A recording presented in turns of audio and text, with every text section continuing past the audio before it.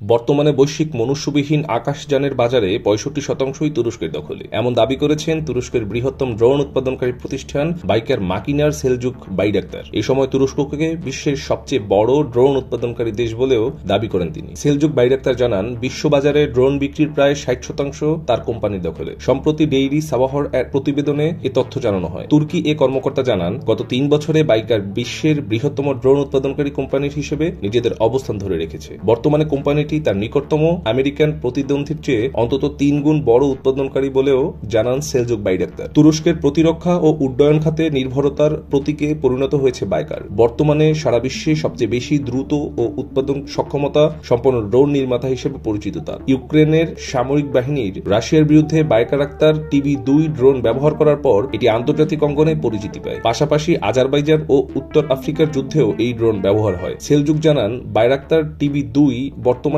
সারা বিশ্বে সবচেয়ে বেশি রপ্তানি হওয়া ড্রোন। বাইরাক্তার সিরিজের TB3 ড্রোনটি তুরস্কের প্রথম ড্রোন ক্যারিয়ারের জন্য তৈরি করা হয়েছে, যা এরই মধ্যে ছোট রানওয়ে বিমানবাহী যুদ্ধজাহাজ থেকে উড্ডয়ন ও অবতরণ করার সফল পরীক্ষা সম্পন্ন করেছে। তুরস্কের প্রথম মনুষ্যবিহীন জেট বিমান নির্মাণ করেছে বাইকার, যার নাম রাখা হয়েছে কিজিল এলমা। 2022 সালে পরীক্ষামূলক ফ্লাইটের পর সম্প্রতি বাণিজ্যিকভাবে এর উৎপাদন শুরু হতে যাচ্ছে।